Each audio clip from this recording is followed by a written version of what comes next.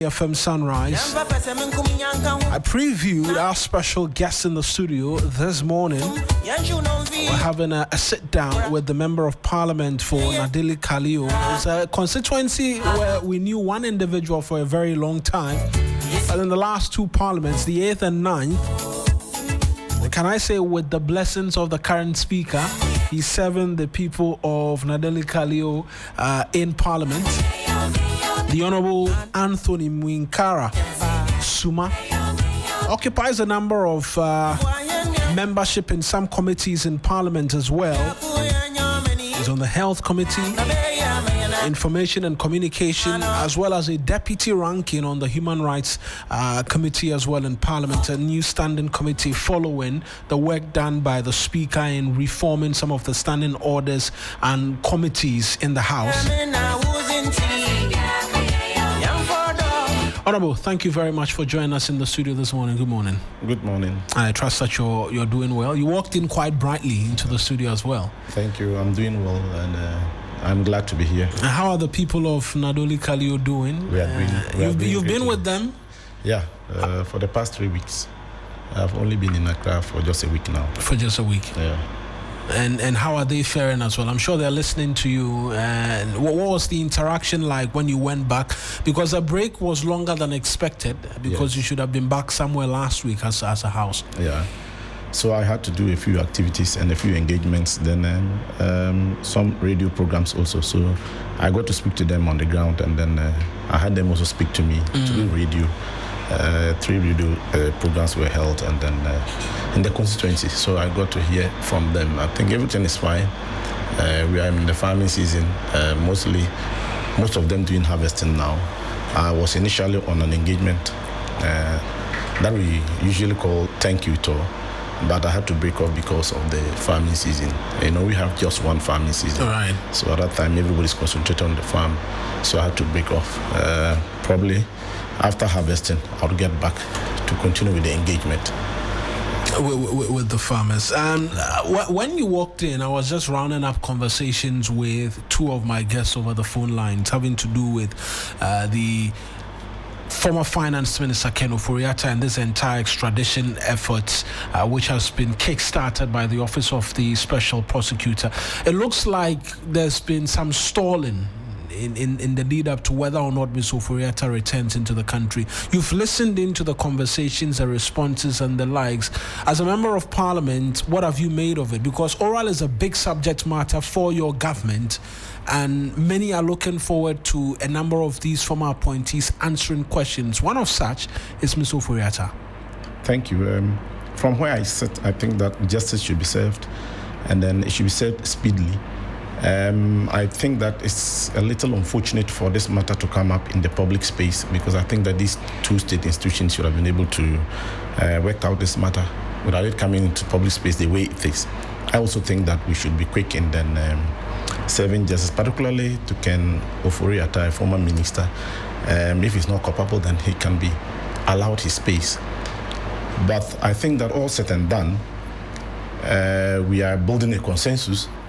Special Prosecutor's Office has indicated they've given some documents, and they are working up to, probably by the close of week to furnish the Attorney General's office with the docket so described. So I think that we'll bring a closure to this matter.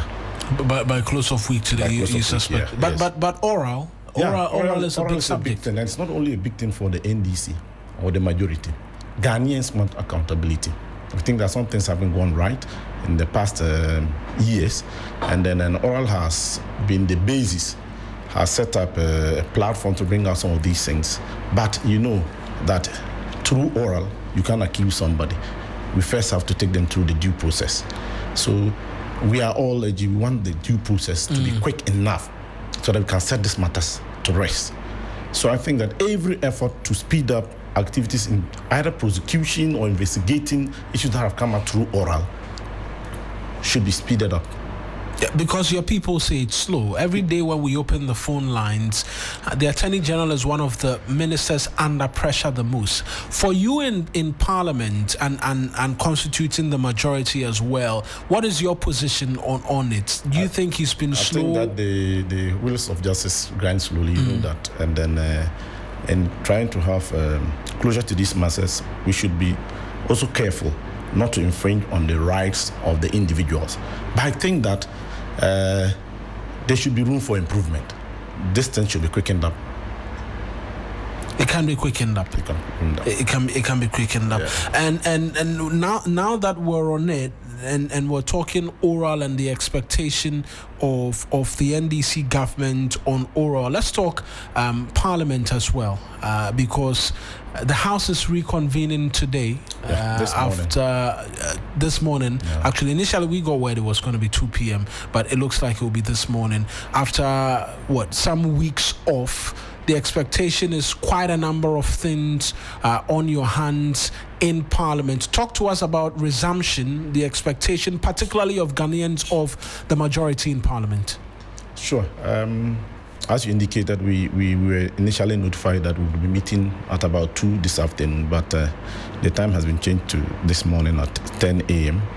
Yes, there are a couple of things Ghanaians will be looking up to, but most important, this is the meeting. That's the third meeting of the first session. This way we'll have the budget presentation. Right. And then, our expectations are always grounded in the budget. And then it is through the budget that we are able to put out the policy for the next year. There are a couple of things that are of concern, particularly recruitment, employment to the public space. For some reason that has been kept on hold. We are thinking that this time around the budget will make a statement about that, and several other key projects, including roads, electrification, water, and the like, that are of interest to everybody, and particularly to my constituents. We think that that's one of the major things. There are a couple of legislations people are also looking up to, the proper sexual LGBT thing. I'm getting the indication that it will be back to the House. From the human rights perspective, we are also expecting some matters to be brought before the House, especially regarding this witches accusation of the anti-witchcraft bill. Yes, and then others that battle on human rights that did not get the assent of the president.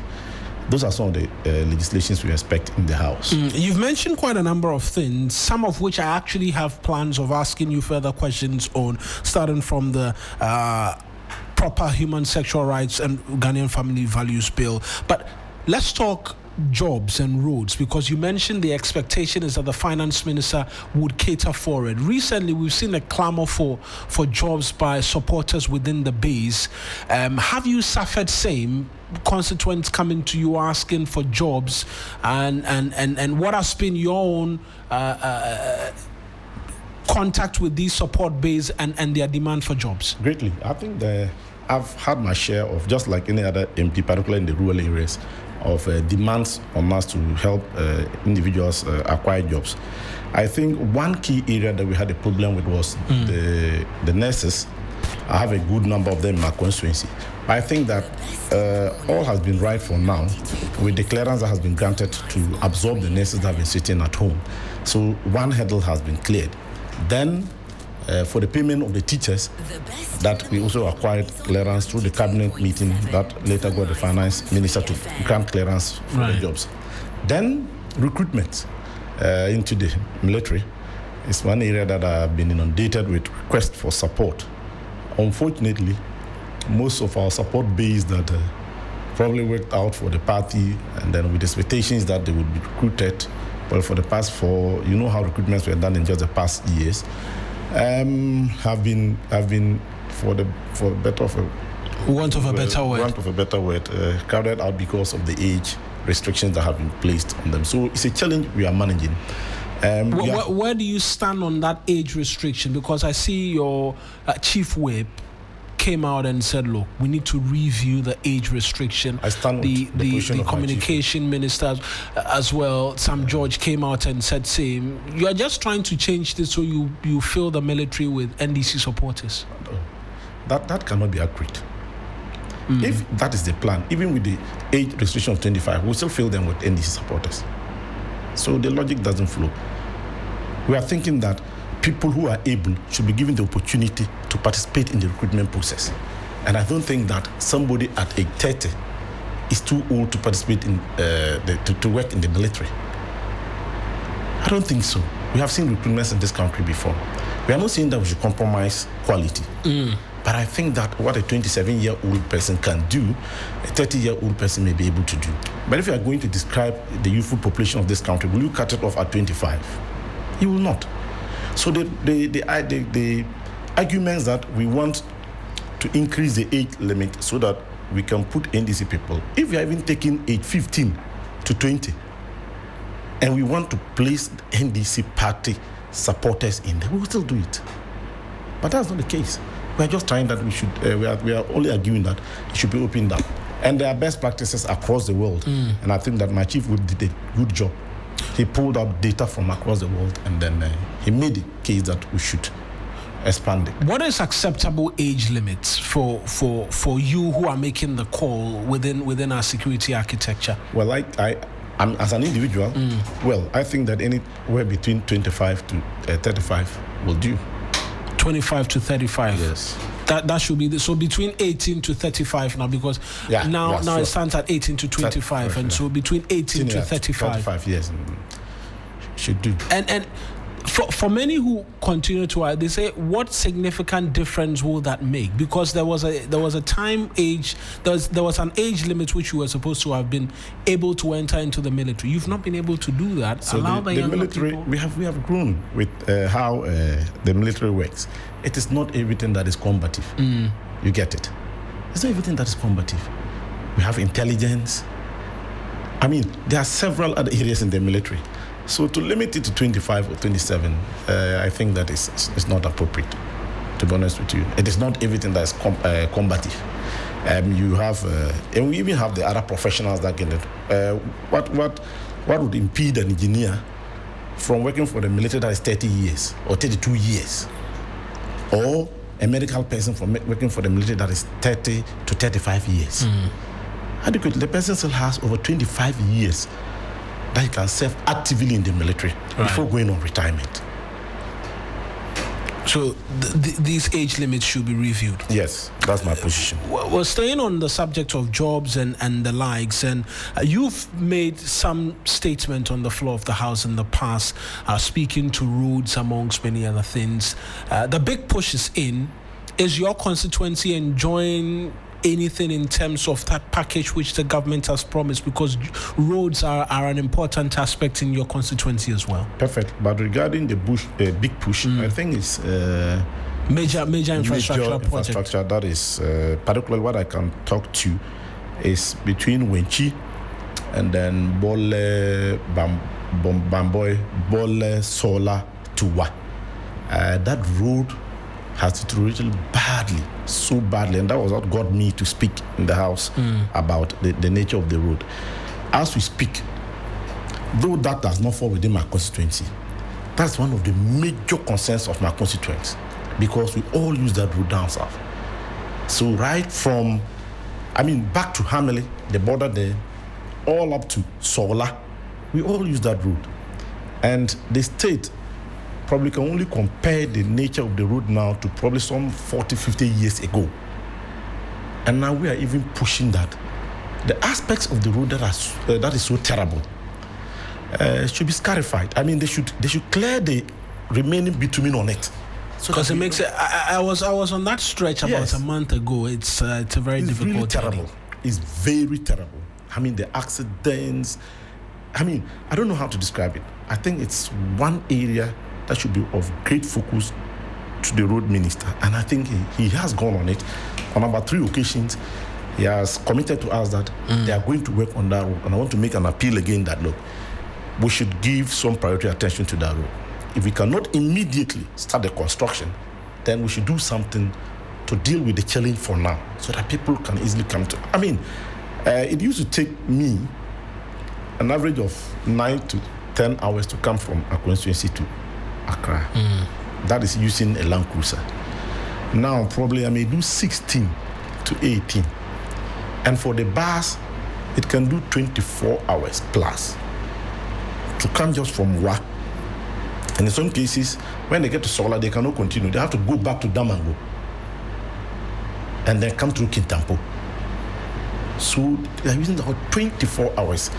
On a journey that used to do, at least with the bus, it used to be about 11 to 12 hours. 3 p.m. from here, VIP, 3 a.m. you are in Uber. So it's double the time with the risks of being on the road.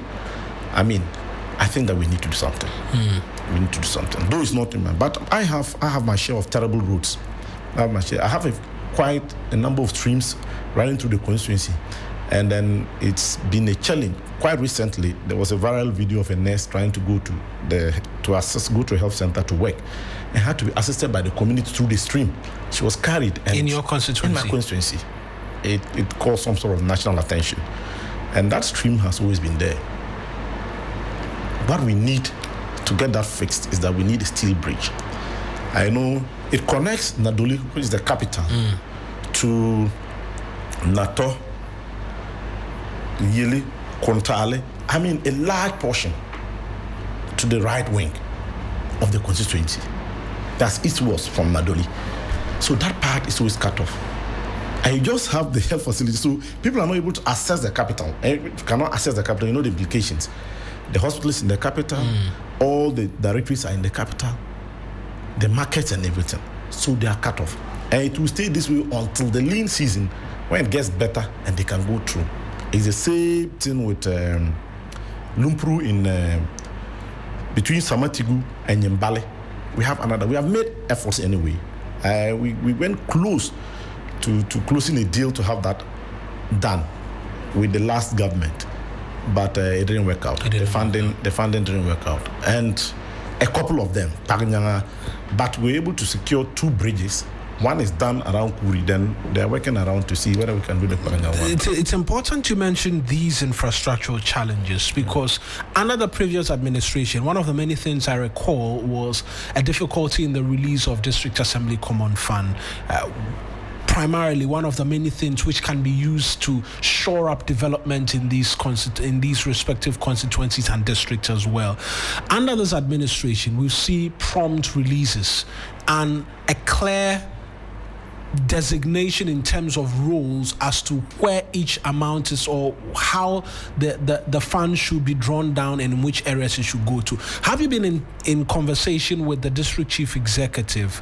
Because we know we've done, I think we're entering the last quarter of the year, and so the third quarter's fund should be disbursed pretty shortly. What's been the conversation in having that provide a bit of amelioration for your people, even as you look forward to the roads ministry coming through with these steel bridges? That's perfect. I've always said that if at the local government level, an effort towards development, especially physical infrastructure, if no one will commend the president, His Excellency, I will. And I know that several well-meaning Ghanaians have. The reason is that prior to His Excellency coming into government, my assembly could be given 250,000 as its common fund for a quarter, sometimes 350,000. If you are familiar with what 350,000 can do in terms of physical projects, let's just say roads, you know that was very insignificant. Right. So the decision to disburse funds meant for the assemblies so that assemblies can take charge of appropriation of the sums is a perfect one. I mean, I'm not a member of the local government committee, but I went as a friend. And then I had the opportunity to interact with some of the DCs. I know MPs can go in, can go in and yes, get to understand. There are assemblies that got as much as 15 million Ghana cedis for 2 quarters. We are a rural district but we got about 5.9 million. That's for 5.9 million for 2 quarters. We could go the entire year with less than $1 million. Under the previous administration. So I think that's a significant push. And discussion as to my engagements with the DC, the DC chief executive. Yeah. Yes. So as you have indicated clearly, there are parameters as to how this spending should be done. So the discussion is about where do we prioritize the chiefs compounds, which communities do we need to attend to first based on priority. So we have had those discussions, and then we have started. They have requested for bids. so that they will open the bids and see how they will award the contract. Regarding the roads, unfortunately, the funding that was provided for DRIP was exhausted before we came into government. So currently, though the DRIP coordinators have been trained, the operators have been trained, the machines have been serviced, we don't have funds to keep that running. As a result of that, I've had to allocate 78,000 of my. In fact, the DCE appealed to me that we need to start. MPs come on fire. Yes, MP, we need to start doing something because the roads are terrible. So I've had to allocate 78,000 Ghana cedis for them to buy fuel and then allowances for the operators to start. We are thinking about the Kandomini road that we need to fix. We are thinking about the Damba road that we need to fix. Right. We are thinking about the Toyaga road that we need to fix. We are talking about thinking about the Nadowli market road and then Biarong. These are 5 key areas that are quite terrible, making them not more trouble. So we want to start with these ones. Right. As and when we get more funding, and as a problem, when I get more funding, I'll be able to support so that, all the communities are appealing for us to assist with the roads because the road network is not too good in my constituency. So in the interim, that's what we can do while we wait for the road ministry, either through the feeder routes and then the highways to be able to fix the challenges that we have. We have a very big challenge between Wa and Nadowli, especially after Sombo. It's a very terrible, terrible scene. In fact, out of desperation, my DC had asked that we get the grader to go and clear it and make it rough so that we can use, but that belongs to highway. It's not part of the road that we have responsibility over. So we're working with highways to see what they can do to deal with the problem. And I hear you on the challenges of road. There's this sentiment that continues to come up every now and then as to the development up north, as to whether or not politicians over the course of the Fourth Republic have done a great disservice to the people of the North in terms of extending development up there. You've had different members of parliament. In your constituency, you're the second in a really long time. But there's been President Mahama has returned again. The North should have benefited a lot more in terms of development. So, and some of the politicians from there have not been good advocates to get development there. I don't think it's so. The challenge of the North predates the 1992 constitutional dispensation and then the... Right. So one of the reasons why the regions were created was demarcated, and we have the Upper East and Upper West region, and it's been further demarcated again to add additional regions. If you want to look at what is the number one intervention that can improve the livelihoods of people and then develop the people, one key intervention is education. You are very much aware that the gap between education in the South and the North is like 100 years. That is not something you can bridge quickly. So for people who blame politicians for not having done enough or advocated enough, yes, we probably haven't done our best, but I think that we have done our part to bridge the gap. The gap is a 100-year gap, and it will take considerable efforts to bridge that gap. So it is just not that we are. It's not that we are not advocating enough. We are. Citing the president having come from the North, it's not exactly the case. Once he becomes president, he's president. He's president for the entirety of the nation. That's what we demand now is that we should have our fair share of what? The development. And I think that under this dispensation, we are having that. We should have a fair share of our development.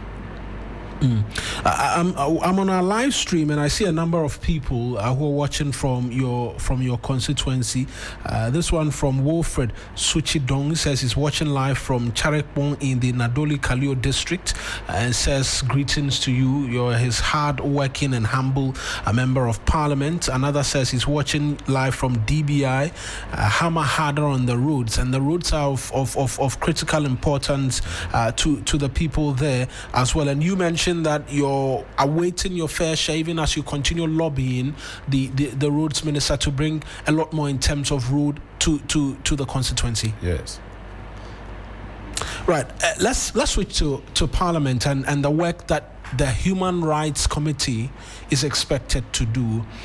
The Proper Human Sexual Rights and Ghanaian Family Values Bill, if I got the name right, you say is expected to make a return to the House during this third session of the 9th Parliament. At least that's what I understand. That has caused quite the controversy. Yeah. Is it the case that the legislature is ready and waiting to pass this? What's the speed going to be like? And for a committee which is fresh off the hooks in terms of the work that you're expected to do, what are the expectations of you as well? Well, in the last parliament, the 8th parliament, it was passed, only that it did not get the presidential assent to make it law. And then by the standards and practices, it's supposed to come back to the House, and we think that it will come back this time around. As a committee on health, committee on human rights, right. You wear the health I'm also in the health. It's our expectation that we'll have an opportunity to look at the bill in its entirety again as a committee, and then if we understand the mandate of the committee, we have responsibility and oversight of the human rights bodies. And then we also have a responsibility to ensure that legislation is in line with the human rights conventions that we have signed up to. And then provisions in Chapter 5 of the Constitution regarding human rights, and those that are not enshrined in Chapter 5 as provided for in 33(5) of the Constitution, but that we have to comply to. So for the Human Rights Committee, our expectation is that we'll go through the bill and make sure that it's compliant. That in trying to legislate this particular activity, we don't infringe on the rights of people. That if there's an issue, there's due process. Just as in other faults, that if you're even caught stealing a goat, the law says that you must be what? Taken through the due process. And we think that we should have adequate provisions to prevent the abuse of individual rights, and then there must be due process. That is our concern. Because the bill as it was passed and in the 8th Parliament, many lawyers say had serious issues in terms of protecting fundamental human rights. Outside of the attempts to criminalize the activities of persons who are deciding to do very private things, you criminalize cross-dressing as well. And a lot of social media skits these days, we see these content creators cross-dress. If that bill were law today, they'll be liable to some punishment as a result of that. That's where there's a problem. But I'm not sure the bill sought to criminalize people living their private life. No. We had issues with people trying to go public with what we don't agree with as a people. That is what. We don't want people to go into our schools and start teaching some of these aspects. But as an individual in your private space, the bill did not seek to criminalize that. Well, it says if you know somebody who is LGBT and you did not report the person, you, by yourself and in that act in failing to having reported, you've not done the law any good. How do you know somebody who is LGBT?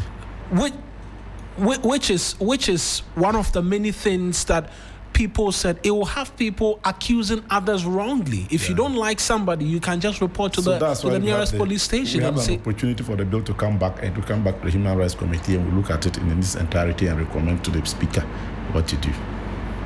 But it went through the same process again. What is at the time the Human Rights Committee was not in place. So now the Human Rights Committee is in place, and so all of these... We'll look at it with the critical human rights lens. Critical human rights lens, and recommend. And I can assure you that we will ensure that nobody's rights are violated. Nobody's rights are violated. We saw a lot of memoranda with respect to this bill. Yeah. And I'll come to you about, because I'm getting a lot of notification about a lot more in terms of the road, the Bole Bamboy road, and all of that coming up. And so I'll bring back the road conversation again. But we saw a lot of memoranda with respect to that, and these issues were raised. You say because there was no Human Rights Committee, some of these excesses passed, and so it will not be the case again, because it was challenged in court. I won't describe them as excesses, as you have. But it was challenged in court. What was the outcome? The court said the bill had not been assented to just as yet. And so, yes. even beyond that, we had a lot of human rights persons, lawyers, and individuals make some comments and recommendations regarding the state of the bill. So for the bill to come and we rule right without considering these concerns, but I can assure you that even the initial state of the bill, and then after the engagement with individuals have sent memoranda to the committee, saw a significant change. A lot of things will change. So it doesn't matter. I think that this other process, if there are still elements there that will infringe on some person's rights unduly, it's another opportunity to look at it and refine it better for us, before it receives presidential assent. Anti-witchcraft bill as well. Just quickly on that. Yeah. Do we have? And again, perhaps I should have asked, with the human rights bill, is it coming as a private member's bill, or we're seeing the Attorney General being the one leading the way? Because one of the challenges is that once it's a private member's bill, it cannot impose a duty on the consolidated fund. One of the reasons why it was challenged. Do you have the understanding as to whether or not the president is the one bringing this because he promised? Yeah. So let me clarify something. As to whether the bill imposes a charge on the consolidated fund, and when you do not agree. Is the preserve of the speaker, and once the speaker has taken it through the processes and assures himself that it does not, he allows it. So we have gone past that stage, right? But that is not to say that the state, the president, through the Attorney General, will not introduce a bill. I'll be glad if it comes from the Attorney General. Right. Yes, and besides, we are added on both sides as to this bill that we should proscribe people labeling people as witches, and then the practice of witch finding, and then the practice of establishing camps to host alleged witches. We all agree in principle that practice must stop. So I don't think it will be a problem. Once it's introduced, I think that it will get through the process. Well, I got the opportunity to visit the camps, interacted with these, our mothers, unfortunate ones, and I must admit, until you go to the camp, you are quick to blame the keepers of the camp. Was it the proprietors of the camp? Because you think that they go label the people's as witches and bring them. In fact, it turned out that the camps were safe havens for people who were accused and beaten and abused. Right. So they ran to the camps, and most of these camps are superintended by the chiefs of the place. They accept them.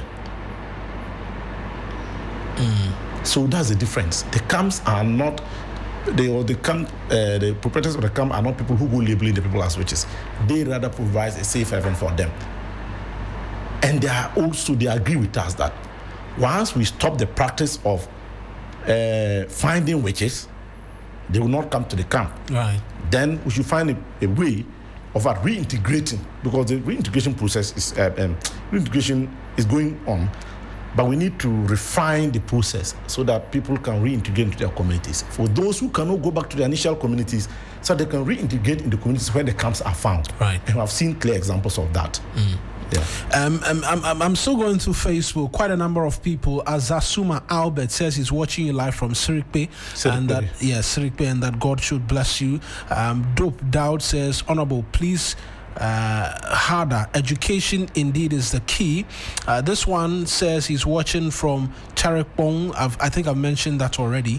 There's another one from Langko Ayus. He says he's watching at Nator, and that there's great responsibility on your shoulder. Then there's one from Pascal Gamba as well, who says he's watching from Nadowli, Kaleo, and that you are an institution. They are pleased with your efforts, is what Herman Zineile is also saying. They said that DRIP will work closely with you to make roads more trouble, and that you should continue in the efforts to support to make the roads better in the constituency. Let's talk about ministerial appointments. There are some who say that it hasn't come to the north as much as it should have, and possibly your name as well should have come up in the mixes. That is, having come to the north, I think that if you want to do your assessment, I think that the president has probably been fair in his appointment. Regarding myself, the prerogative belongs to the president. He decides who he can bring into government, but that is an add-on, honestly, because I have the mandate of the people to represent them in parliament, and that is my paramount duty, and I want to do that and do that as best as I can. To be called in to serve as a minister or not is not the case. I think that where I find myself, I'll be able to serve my people adequately. If I find favor with the president, and he appoints me a minister, I just see it as an add-on. Because after all, not everybody can be a minister. You know our numbers in parliament. Yeah, he promised 60. And he's left his promise. So I think that his selection is good. And then I think the outcome is showing that he didn't make a mistake. In terms of these appointments. But I mean, if it should come, I mean, it's an add-on. It's an add-on, and I'll gladly accept it. It's an add-on, and I'll gladly accept it. But we have not been dealt unfairly. And I keep telling everybody, I mean, to have even the speaker from your constituency alone, there's several ministerial appointments, not so. But there are those who say their powers region may have been neglected. Sebastian Sandare, Peter Tobu, some other names have come up that very big good names MPs across in the region, and they should have at least got a look in from the president. If that is the logic, probably have had all 11 MPs being ministers. Would that work for the president? It would not. So I think that, yes, we have very deserving individuals, MPs from the region, not only MPs, other members of the party who could serve perfectly as ministers. But with the prevailing constraints, it is not possible. So we've had a minister, we have a deputy minister, we have a speaker, we have a couple of CEOs. I think that we have had our fair share. You've had your fair share. You mentioned the speaker. You're stepping in his shoes, second term. What's the relationship like with him and the work that you're doing? Because you continue to have a shoulder looking over and seeing whether or not his home constituency is well taken care of. Yeah, sure. It's so gratifying to hear that you are the speaker's MP. That's how I'm popularly known in Parliament. And that he is a father to me too. And then I took over from him. I've learned a lot from him. We lead very well. I mean, definitely, stepping into that big shoe is not an easy task. People want to associate you with the greatness that he has achieved, and then the outcomes that are associated with that greatness. Right. But you understand, no matter how tall your father grows, you have your own growing to do. Not so. Yes. So I also have to cut my path, but with his assistance and support, and he has been great. If you check our performance in the elections and whatever, his role has always been very great. So yes, I step into big shoes. I have his support.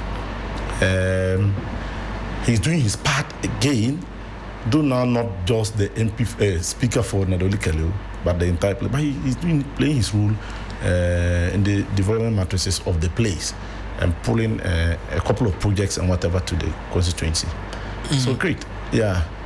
Someone says, Ima Dede Jimate says 2028 you're coming again in the Facebook stream. We are not yet. They are not there yet. They're not there. There's considerable work that's expected to be done between now and 2028. Yes. Quite a long time away, but already there are conversations as to who comes next after President Mahama. As a party, does that come up every now and then in the conversation? Because there are thank you tours and the likes, which is generating quite the discussion, even though you shy away from it as a party. Yes. Even when there's a heir apparent, you have people expressing interest in the position. So, who is the heir apparent? That we don't have. From where I sit, we don't have. I'm just giving us that. Even when there's a heir apparent, you still have people expressing interest, and that is leadership. I mean, where we are currently, we need to do a deep reflection and see who comes up. But that decision is not with me No, the leadership of the party lies with the grassroots and the party as a whole as to who should come up. I mean, everybody, and all other persons who have interest are allowed to do a few things around. That's politics. Right. Yeah, I don't think that we should frown on those things. In the end, some people will decide who is deserving of leading the party in 2028.